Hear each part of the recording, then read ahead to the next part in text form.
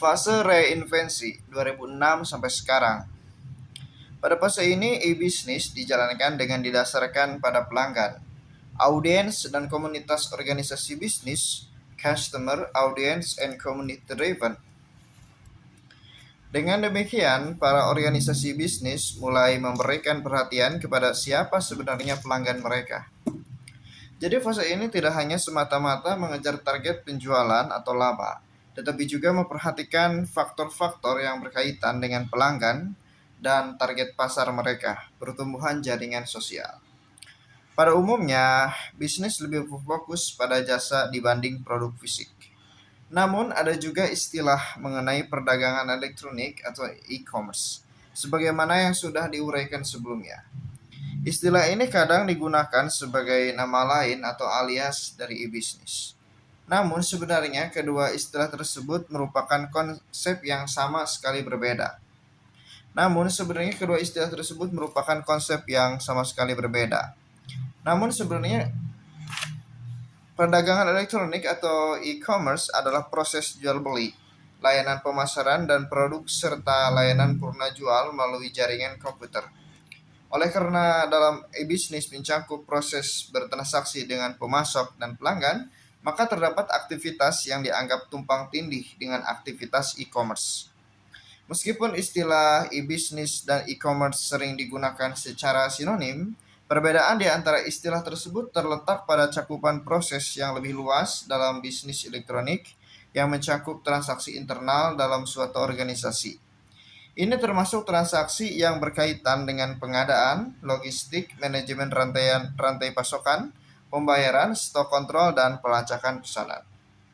Seperti yang dikemukakan oleh Cepi pada tahun 2015, bahwa e-commerce dapat dipahami dengan baik sebagai bagian dari e-bisnis, di mana keduanya merupakan konsep yang tumpang tindih dalam kaitannya dengan jual beli produk dan jasa.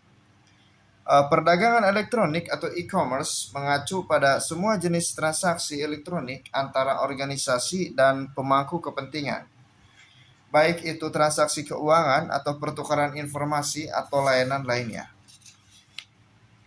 Transaksi e-commerce ini dapat dipandang dari sisi beli atau sisi jual serta masalah pengelolaan yang terlibat dengan setiap aspek dipertimbangkan secara terpisah untuk lebih memperjelas perbedaan konsep antara keduanya.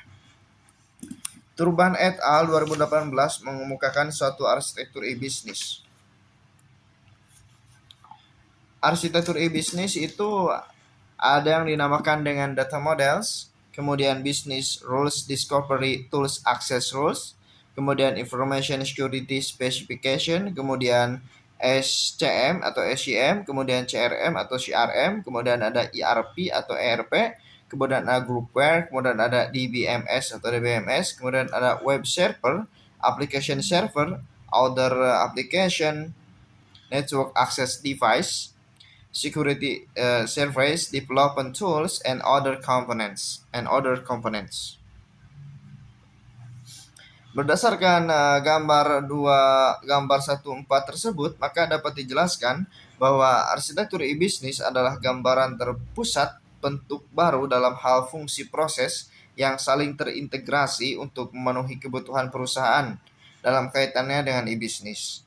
Dengan demikian, berdasarkan gambar 1.5, dapat dilihat dengan jelas bahwa e-commerce merupakan aktivitas yang sempit jika dibandingkan dengan e-bisnis. Combe pada tahun 2006 menyatakan suatu hubungan antara e-bisnis dan e-commerce. E-business, buying and selling electronically, electronic procurement, electronic distribution, online customer service, electronic marketing secure, transaction automation of process, electronic collaboration, e-commerce, self-side e-commerce by side e-commerce. Hubungan antara e-business dan e-commerce.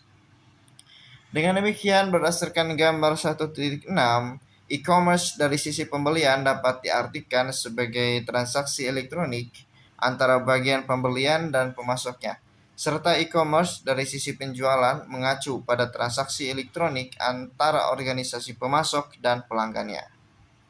Turban et al. Pada tahun 2018 memberikan definisi mengenai e-commerce, yaitu proses membeli dan menjual atau tukar-menukar produk, jasa, atau informasi melalui komputer.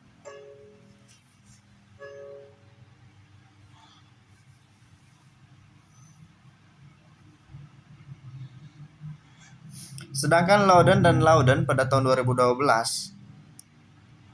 memberikan definisi e-commerce yaitu suatu penggunaan internet dan web untuk pelaksanaan transaksi bisnis. E-bisnis diterapkan sebagai istilah yang lebih luas, bukan hanya mencakup e-commerce tetapi juga termasuk semua transaksi elektronik dalam suatu organisasi. Manajemen e-commerce melibatkan prioritas aktivitas dari sisi beli maupun dari sisi jual, serta menempatkan rencana dan sumber daya untuk memberikan manfaat yang diidentifikasi. Rencana ini perlu memusatkan banyak perhatian pada pengelolaan risiko untuk sukses. Beberapa di antaranya mungkin pernah Anda alami saat menggunakan situs e-commerce. Dari masalah teknis seperti transaksi yang gagal, situs yang sulit digunakan atau terlalu lambat, hingga masalah dengan layanan atau pemenuhan pelanggan, yang juga menunjukkan kegagalan manajemen.